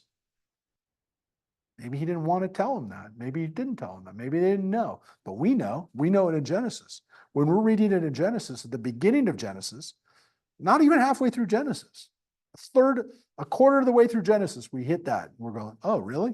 You just told us that? People forget that. Because the actual biblical form of slavery technically isn't as bad. Fine, but it's not good, Jesse. Come on. The servants that Abraham had were just people. I understand, but this was not good news, Jesse. So it's like, okay, whatever. yes. Kids are gonna have some- You're making a Talmudic argument that the slavery wasn't so bad. It was bad. I'm saying slavery isn't good. I'm not saying slavery isn't bad. I'm saying like their understanding of it. Yeah, they don't God want. tells Abraham they're going to be slaves, and he goes, "Okay, I have slaves. They're fine because Abraham's a compassionate man." So That's I'm right. Thinking in that sense, But it's Right, clearly like- not. It's clearly not good. well, it's Why? like looking at Because biblical God. slavery. I know, but God said to the people, I'm going to be with you I was with you during your enslavement. And the same word is there. Shuabad, right? You are going to be enslaved in the future, but I'll be with you. Listen, it means that God is going to be with you during those dark times.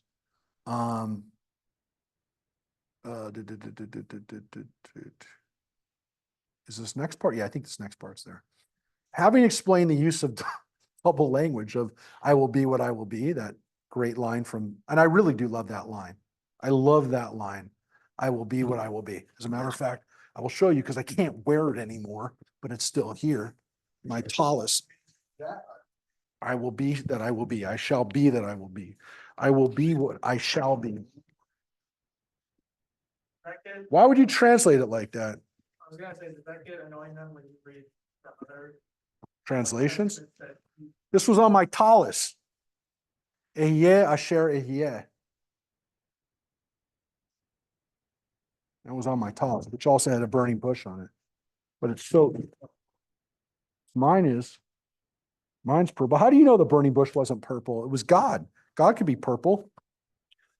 anyways, in my mind, this is the kind of tallis I wanted, but I can't find it anymore. And this one's all ripped up. But I will not, see, it's all frayed. Yeah, but it's falling apart. We had it repaired once, but can't be repaired anymore. It's like, it's too frayed, but I love this tallis. I wore this for years. This is my favorite, tallis. What? Can't. I haven't worn it in years. Look, it's all frayed here. I mean, it's all coming apart. Couldn't fix it anymore. We did fix it. We got these little patches on, them. They were put on, but it's almost putting ads, John just said, putting ads on my tallis, like a race car, like NASCAR, Wonder Bread. We're gonna have a Wonder Bread tallis. Anyways, I love that phrase though. Yeah, Asher, yeah. I just don't like translating it because any translation takes away from the power of it, which is, I will be what I will be. I am what I will be. I will be what I am. I mean, all of it can be translated because the words are, we don't know. We don't know how, we know that we know that they're verbs of being, right? Of I am, I was, I will be. That we know that those are all possibilities, but we don't know how to translate it. I thought you said it was only past or future. Well, the problem is that biblical Hebrew is partly, even for the rabbis, was trying to figure out, are we using the Hebrew words the same way they were? But I mean, we know that it has something to do with that, but they know that it could be read different ways, or many ways, but they know that with any Hebrew word, any word in the Bible, they can read in different ways. So I will be what I will be. The Gemara explains, and it's going to explain double language employed by Elijah at Mount Carmel, right? In that scene where he's battling the prophets of Baal, the pagan prophets, right? Answer me, Lord, answer me, that this people will know that you are the Lord God and you have turned their hearts backward. And Rabbi Abahu said, why did Elijah say, answer me twice? Answer me, answer me. Why does he say that? This repetition teaches that Elijah said before the Holy One, blessed be he, master of the universe. Answer me that fire will descend from heaven and consume everything that is on the altar. And answer me that you will divert their mind from devising alternative explanations for what they witnessed, so that they will not say that these were acts of sorcery. As it is stated, and Elijah said, and you have turned their hearts backward. God can restore them to the proper path as well. So when Elijah puts that stuff on the altar, and again, remember, he pours water on it, and he says, God's going to make this offering explode, burn up, and I'm not even going to light it. And I'm not only going to light it, I'm going to pour water on it, and God's going to do it. And we're going to see if the prophets of Baal can do the same thing with their stuff. And of course they don't. And Elijah makes fun of them, and they slay the prophets of Baal. And it's a great vindication of God during the time of Elijah, which is again about 200 years after King David. But it's an example of how, again, the northern kingdom in particular had gone way off the rails to worshiping Canaanite gods. And remember, this is a time of Ahab and Jezebel. Jezebel was a Canaanite, Phoenician, same thing, Baal worshiper. So she had brought all this stuff into the land and was making people worship Baal.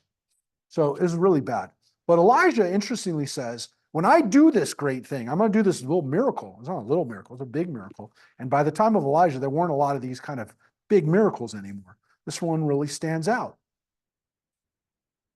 I'm going to make almost like one of the things that Moses was doing in Egypt. I'm going to do one of those for everyone to see. But what he says, which is so interesting, is that I don't want this to be seen like I'm a magician. I want the people to know, to understand that it's because of you, God. And so when he says, answer me, it's like Ehyeh Asher Ehyeh.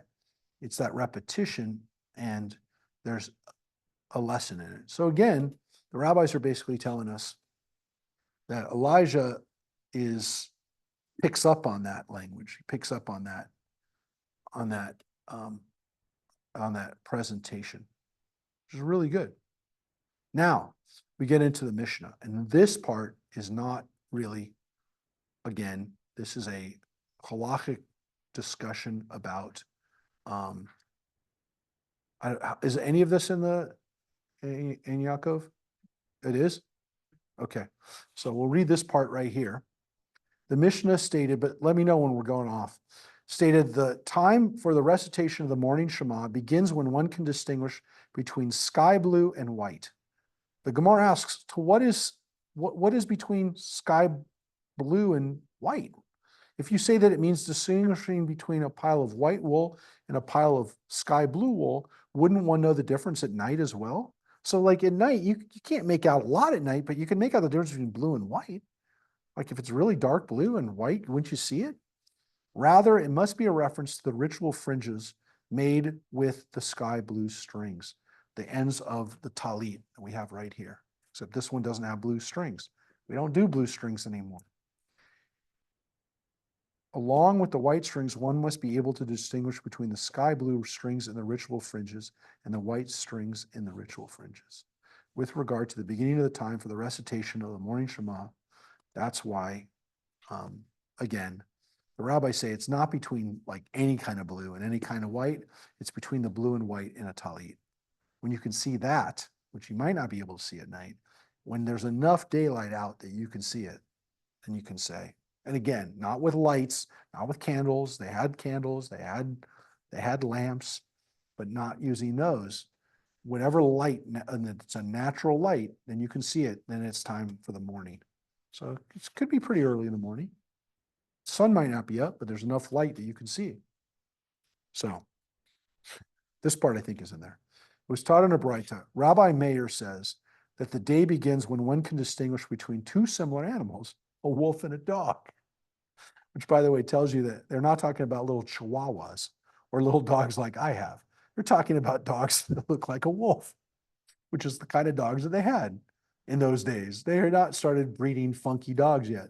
So they're saying, if you can tell the difference between a wolf and a dog, it's light. So again, lest you think that, what kind of idiot can't tell the difference between a wolf and a dog? We're not talking about your dog. We're talking about dogs in the old days. Rabbi Akiva says there's a different way.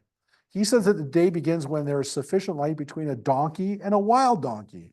Well, that's even harder to distinguish, because the only way you can really tell is if the donkey has like, a collar around it, yoke on it or something. I mean, it's really hard to tell. Or, you look at its eyes and you go, yeah, I think that's a domesticated donkey. And others say, when one can see another person who's merely an acquaintance from a distance of 4 cubits and recognize him. That comes down to seeing a person, right? So if you can distinguish a person, Mike's not happy, shaking his head. That means the Dodgers are losing. Wrong. You gave me a thumbs up because they're losing? Okay. By a lot? Oh, okay. But Zach Gallen's pitching, isn't he? Is he not pitching? No. Oh, it's not even Gallen. Oh, he didn't even pitch. Anyways, so some people say when you can see a person from 4 cubits away, which is about 8 feet, and you know who that person is. So that's what he says. That's how much light you need in order to say it's morning time, that it's Shema. Can you just look up and see the vanishing of the stars? Well, no, because if you can't see, if the stars are gone, you can't see stars anymore, it means light is coming up, but it still may not be light enough for you to see. That means the sun's. Yeah, but there's a point in time when it's night where or it's 4 o'clock, 5 o'clock, depends what time of year, right? But there's a time when you wake up and you can see that the stars are starting to disappear, but it's not light enough for you to see like certain things. And that's why the rabbis are arguing about what do you have to see, what you'll be able to see. No, because essentially, again, there's still going to be enough light for you to distinguish normally. I mean, unless it's a really bad storm. So do they even get storms? in Israel? No, they do, but it's not like, yeah, it's not like they're not in Thailand. They're not in Thailand, but, so, I'm saying this is a much bigger problem for more modern Jews who are living like way up north where morning is either 10 a.m. or 3 a.m. yeah, they're talking about, yes, they're talking about in an area in, close to Israel or in Babylonia, they're in the same latitude where they're going to be able to see it. Let's read this section right now. Let's read this part. Rabbi Yochanan said, one should always strive to run to greet the kings of Israel, to witness them in their glory. And not only must one run to greet the kings of Israel, but even to greet the kings of the nations of the world, so that if he will be privileged to witness the redemption of Israel, he will distinguish between the kings of Israel and the kings of the nations of the world. So there's an interesting teaching here, which you are supposed to be excited to see the King of England, for example. I'm not that excited to see the King of England, but if one was in the presence or near the King of England, there's nothing wrong with you rushing over to try to see them. And one of the reasons why they say that is when you get to, if you're lucky enough to one day see a king of Israel, you'll see how great that king of Israel is. And that king of whatever country you were was going to be nothing compared to what the Mashiach is going to look like. If you think that that's a ridiculous understanding, understand that early Christians had a similar issue with Jesus, which is, what is Jesus going to, does Jesus look like the kings of other countries? Or is Jesus at such a level that he's beyond the king of another country?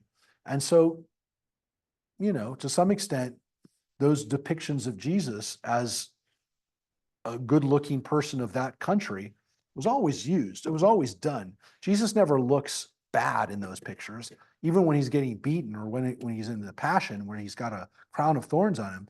The idea is he's still a very handsome person because, again, this idea of what the Moshiach would look like would be something that you think that royalty looks good. Nothing like what the Moshiach is going to look like, what our king is going to look like.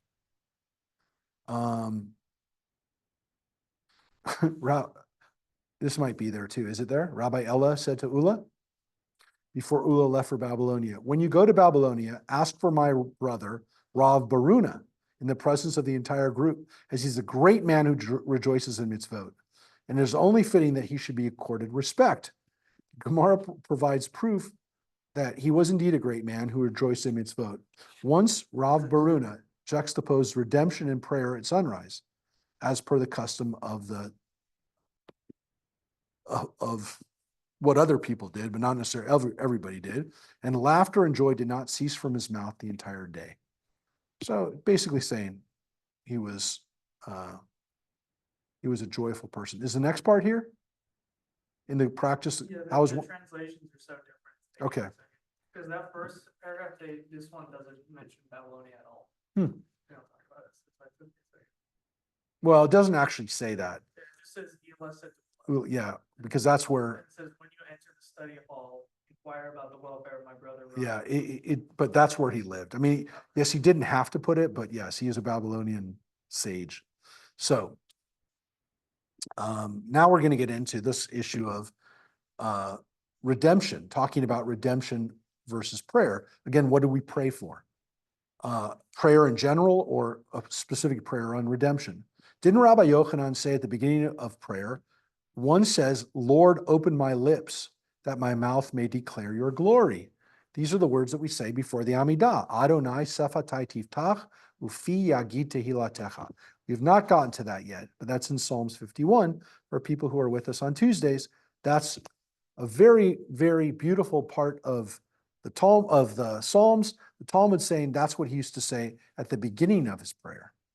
And at the end of the prayer, one says, may the words of my mouth and the meditation of my heart be acceptable before you, my rock and my redeemer. Well, that's Psalm 19. We just read that last week, and I played it for you last week. That's Yehu Ratzonim Refi V'Higon Libi Lefanecha Adonai Tzuri V'Goali.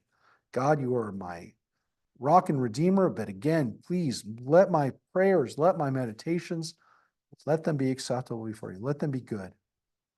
Let my mouth, it literally say be acceptable, but the whole line is there from Psalms, and we just read that. So he's saying, if we say both of those things, is the verse an interruption between redemption and prayer, between the Amidah and the words that came before? Rabbi Eliezer said, let this verse, Lord, open my lips, be recited only in the evening prayer, but not in the morning prayer. So when you say the Amidah in the morning, don't say those words. So maybe we say them, maybe we don't say them. I will tell you, we're going to get into a little bit of a halachic discussion here, which is why I wasn't sure if it was in the Ein Yaakov too, but there's a great lesson here at the end of this. So let's get to it. Gemara asks, didn't Rabbi Yochanan say, who is worthy of a place in the world to come? He who juxtaposes redemption of the evening prayer to the evening prayer. So from the Hashkivenu prayer right up to the Amidah, you go right from redemption into the Amidah. Therefore, the verse from Psalms should not be recited between the evening prayer either. You should never say it. You should never say that out loud. Rather, Rabbi Eliezer said, let the verse, Lord, open my lips, be recited only before the afternoon prayer. So maybe you only say it in the afternoon. Don't say it in the morning or evening, say it in the afternoon Amidah.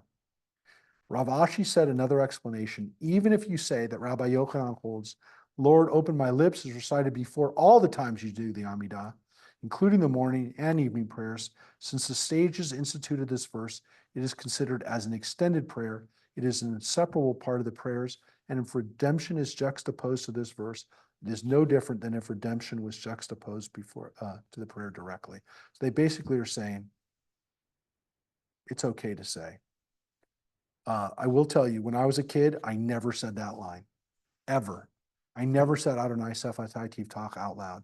I didn't start doing it until I was working as a teacher, and we were doing the Amidah. We were teaching the Amidah, and I was told to do that line, and I was like, I never did that line.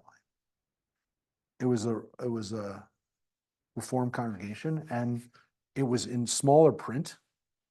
It was in smaller print. It's still in smaller print in the Siddur that I did, but the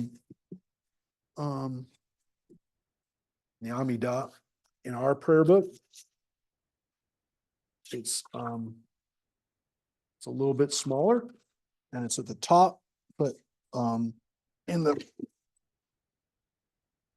pass this around. That's the Reform prayer book. The Union prayer book? Yeah, it's Reform.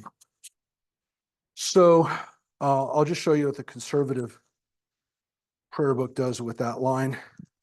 I'll pass it around for people who are here. You can see it. If you're at home, you won't be able to see it, but you can open up a Siddur. But again, it's because the Hashkivenu prayer comes right before it. And then the question of, again, on Shabbat, we add Vishamru, but it's not considered here.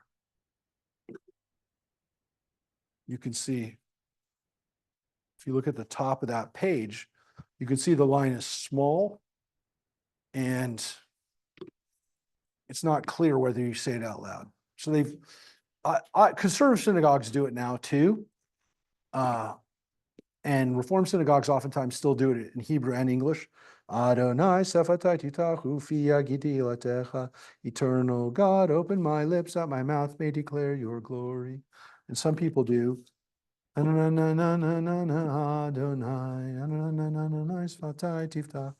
only in Hebrew, and that's Craig Taubman wrote that for a conservative synagogue, for Sinai Temple, for Friday Night Live. So there's a question of, again, whether you do that. So again, as if you do not say so, how does one juxtapose redemption, the Geulah, the evening prayer? Mustn't one recite, help us lie down, the Hashkivenu, right? Rather, the sages instituted the recitation of help us lie down, the Hashkivenu. It is considered an extended blessing of redemption. So too, since the sages instituted this verse, it is considered an extended prayer. With regards now to this verse, which says, now since the verse, may the words of my mouth and the meditation of my heart be acceptable to you, you can connote the end of a prayer, mentioning God that he accept the prayer that was just recited. It can connote the beginning of the prayer that he wants to recite. May the words of my mouth, which I'm about to recite, be acceptable before you. If so, the question arises, why did the sages institute it that it be recited after the 18 blessings that constitute the Amidah? Let it be recited at the beginning of the prayer. So when they say, if you're going to say that, then why don't you have them just say Yurat Son at the beginning of the prayer instead of Adonai Sephatai Tiftach? Use Psalm 19 instead of Psalm 57, because that seems like a better thing to say at the beginning of a prayer. And it is fair. Why do you not say the part of Psalm 19? And it's funny because we just read it.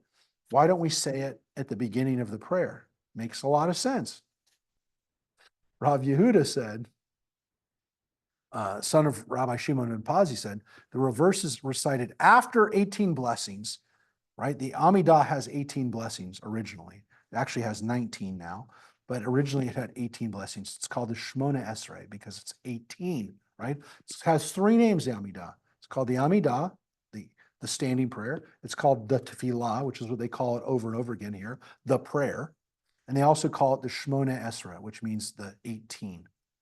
So here's what the rabbis just did. They did a little play here.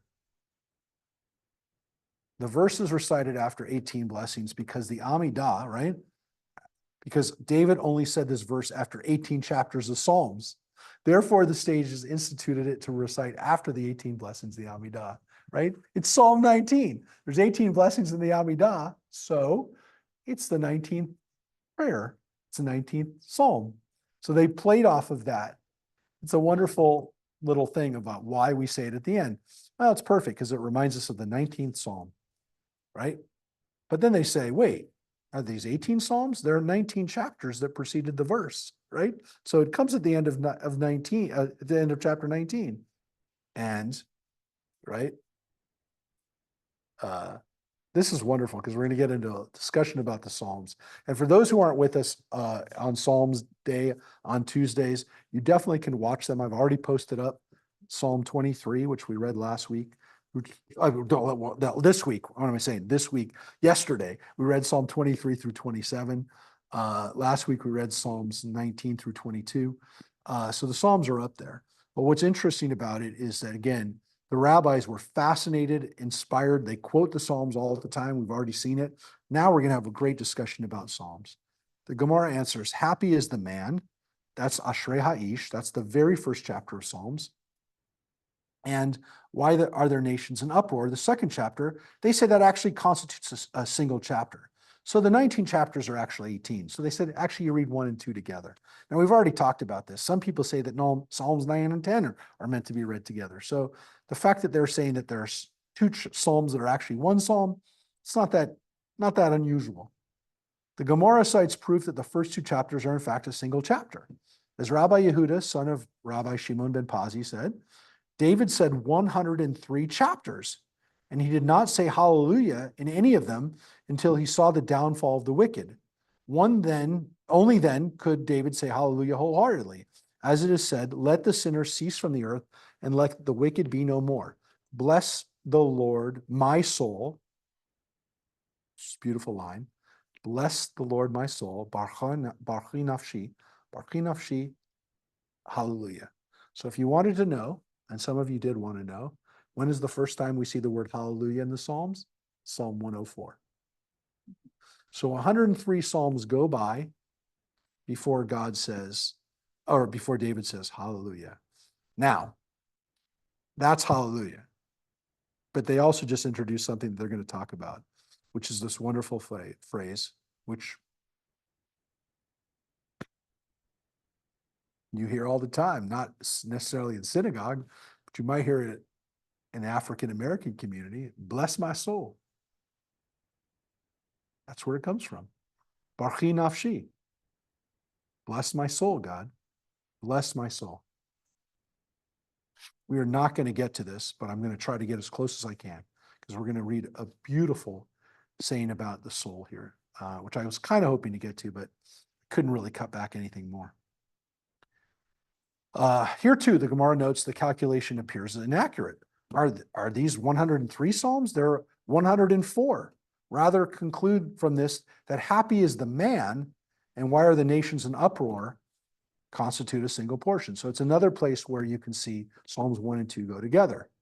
Additional proof that these two chapters comprise a single portion is cited from Rabbi Shmuel bar Nachmani, and he said that Rabbi Yochanan said, every chapter that was dear to David, he began with happy is, which is Ashrei.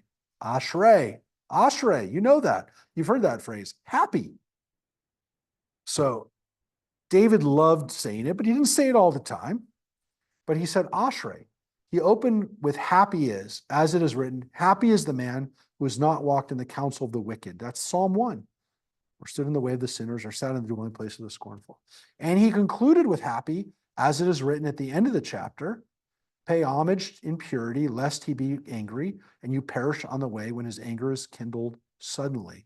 Happy are those who take refuge in him, which is at the end of Psalm 2. So the rabbi said, it says Ashrei at the beginning of 1, and it says it at the end of Psalm 2. So it's one psalm. The Ashrei bookends it. So that's why you can also say it, because they also brought in Ashrei. Now, we will get to this part, which is also, again, something I was hoping we'd get to, which is a wonderful other teaching from the Talmud. And it has a woman that we hear about in the Talmud a few times. And this is the first time we've met her. Her name is Bruria. It's a hard name to say, Bruria, but Bruria was Rabbi Meir's wife. She was a very learned person. She was the daughter of a rabbi herself. She's quoted as if she was a rabbi in the Talmud. So with regards to this saying about hallelujah, right, that David didn't say it until he saw the downfall of the wicked, the Gemara tells a story. There were these hooligans in Rabbi Meir's neighborhood. Let me just see what they actually called. They're called Biryoni. Biryoni. That's what they're called. The hooligans. They caused a great deal of anguish to Rabbi Meir. And Rabbi Meir prayed for God to have mercy on them that they should die. Which is a great line. God, have mercy on them, kill them. Take them out. Take them out, God. Have mercy on them and kill them. The bottom line is, you want them dead. Rabbi Meir's wife, Bruria, said to him, what is your thinking? On what basis do you pray for the death of these hooligans? Do you base it on the verse as is written, let sins cease from the land, which is also, again, in Psalm 104. We'll get to Psalm 104. It's one of the best Psalms. It's a beautiful Psalm. Let sin cease from the land. Are you saying you mean that it would be better if the wicked were destroyed? But it is written, is it written? She's asking rhetorically, is it written, let sinners cease? Let sin cease, is written. One should pray for an end to their transgressions, not for the demise of the transgressors themselves. Right? And she's not done. Moreover, go to the end of the verse where it says, and the wicked will be no more. If you suggest that transgression shall cease refers to the demise of the evildoers, how is it possible that the wicked will be no more? They will no longer be evil. Rather, pray for God to have mercy on them, that they should repent. As if they repent, then the wicked will be no more, as they will have repented. So that is a beautiful, beautiful teaching. Rabbi Meir saw that Bruria was correct, and he prayed for God to have mercy on them, and they repented. So you don't pray for bad people to die. You pray for them to change their ways. That's an important distinction. And Bruria won the day. She won the day. And by the way, the lesson from that is maybe Rabbi Meir had the power to pray a guy to death, so that he would die. He had a lot of power, Rabbi Meir. So next week, we're going to continue with Bruria, a couple saints from Bruria. And she's not always timid, or not timid, or pacifist. She's a pacifist, but she also is a very strong woman. And we're going to be reading a little bit more about the Psalms. We're going to be reading a whole lot more about Psalms, Psalm 111. We're going to read a beautiful teaching about the soul. And I want you to be with us, hopefully next week, God willing, we'll all be together. We're going to read a beautiful line about the soul. And here it is right here. I'm not going to let you get a discussion about it today, but it's about the soul and why it's a gift from God. So folks, we will see you next week. If not before, for Friday, we will be at Shabbat with Wendy. So everybody take care. Have a great rest of the week. And most importantly, we celebrate the greatness of our country tomorrow. And let's hope our country is and shall be great. Ehyeh asher ehyeh. It will be what it will be as well. So let's do our part to make it great. Take care, everybody. Good to see y'all. Thank you, Rabbi. Bye. Bye, everybody. Bye. Bye-bye.